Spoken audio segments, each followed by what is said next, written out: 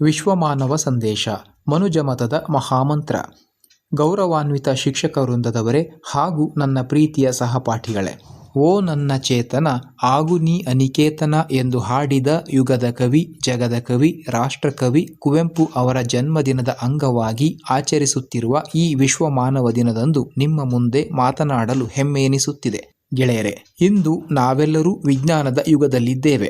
ಆದರೆ ಈ ಯುಗದಲ್ಲಿ ನಮ್ಮ ಹೃದಯಗಳು ಸಂಕುಚಿತವಾಗುತ್ತಿವೆಯೇ ಎಂಬ ಪ್ರಶ್ನೆ ಕಾಡುತ್ತಿದೆ. ಇದಕ್ಕೆ ಉತ್ತರವಾಗಿ ಕುವೆಂಪು ಅವರು ನಮಗೆ ನೀಡಿದ್ದೇ ವಿಶ್ವಮಾನವ ಸಂದೇಶ. ಹಾಗಾದರೆ ಏನಿದು ವಿಶ್ವಮಾನವ ಸಂದೇಶ? ಕುವೆಂಪು ಅವರು ಹೇಳುತ್ತಾರೆ, ಮಗು ಹುಟ್ಟುವಾಗ ವಿಶ್ವಮಾನವನಾಗಿಯೇ ಹುಟ್ಟುತ್ತದೆ. ಆದರೆ ಬೆಳೆಯುತ್ತಾ ಹೋದಂತೆ ನಾವು ಅದಕ್ಕೆ ಜಾತಿ, ಧರ್ಮ, ಭಾಷೆ, ಪ್ರಾಂತ್ಯಗಳೆಂಬ ಬೇಲಿಗಳನ್ನು ಹಾಕುತ್ತೇವೆ. ಮಗುವನ್ನು ಅಲ್ಪ ಮಾನವನನ್ನಾಗಿ ಮಾಡುತ್ತೇವೆ. ಈ ಬೇಲಿಗಳನ್ನು ಕಿತ್ತೆಸೆದು ಇಡೀ ಜಗತ್ತೇ ನನ್ನ ಮನೆ, ಮನುಷ್ಯ ಕುಲವೇ ನನ್ನ ಜಾತಿ ಎಂದು ಭಾವಿಸುವುದೇ ವಿಶ್ವಮಾನವ ಸಂದೇಶ. ವಿದ್ಯಾರ್ಥಿಗಳಾದ ನಾವು ಏನು ಮಾಡಬೇಕು? ಕುವೆಂಪು ಅವರ ಆಶಯದಂತೆ ನಾವು 5 ಮುಖ್ಯ ಮಂತ್ರಗಳನ್ನು ಪಾಲಿಸಬೇಕಿದೆ. 1ನೆಯದು ಮನುಜಮತ ವಿಶ್ವಪಥ. ಮನುಷ್ಯತ್ವವೇ ನಮ್ಮ ಧರ್ಮವಾಗಲಿ, ವಿಶ್ವದ ಹಿತವೇ ನಮ್ಮ ಹಾದಿಯಾಗಲಿ. 2 ಸರ್ವೋದಯ, ಎಲ್ಲರ ಏಳಿಗೆಯನ್ನು ಬಯಸೋದು. 3 ಸಮನ್ವಯ, ವಿಜ್ಞಾನ ಮತ್ತು ಆಧ್ಯಾತ್ಮ ಎರಡನ್ನೂ ಗೌರವಿಸೋಣ.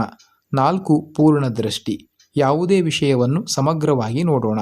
5 ಅನಿಕೇತನ, ನಮ್ಮ ಮನಸ್ಸು ಯಾವುದೇ ಒಂದು ಸಿದ್ಧಾಂತಕ್ಕೆ ಅಂಟಿಕೊಳ್ಳದೆ ಮುಕ್ತವಾಗಿರಲಿ. ಕೊನೆಯದಾಗಿ ಒಂದು ಮಾತು, ನನ್ನ ಪ್ರೀತಿಯ ಸ್ನೇಹಿತರೆ, ಕೇವಲ ಭಾಷಣ ಮಾಡುವುದರಿಂದ ನಾವುಗಳು ವಿಶ್ವಮಾನವರಾಗುವುದಿಲ್ಲ. ನಮ್ಮ ಪಕ್ಕದ ಮನೆಯವರು ಬೇರೆ ಜಾತಿಯವರು ಎಂದು ಅವರನ್ನು ದೂರ ಇಡದೇ ಇದ್ದಾಗ, ಬೇರೆ ಭಾಷೆಯವರನ್ನು ಗೌರವಿಸಿದಾಗ, ಪ್ರಕೃತಿಯನ್ನು ಪ್ರೀತಿಸಿದಾಗ ನಾವು ನಿಜವಾದ ವಿಶ್ವಮಾನವರಾಗುತ್ತೇವೆ. ಮನುಷ್ಯ ಜಾತಿ ತಾನೊಂದೇ ಒಲಂ ಎಂಬ ಪಂಪನ ಮಾತಿಗೆ ಹೊಸ ರೂಪ ನೀಡಿದ ಕುವೆಂಪು ಅವರ ಕನಸಿನ ಭಾರತವನ್ನು ನಾವೆಲ್ಲರೂ ಸೇರಿ ಕಟ್ಟೋಣ. ಮನುಷ್ಯನ ನಡುವೆ ಪ್ರೀತಿಯ ಸೇತುವೆ ನಿರ್ಮಿಸೋಣ.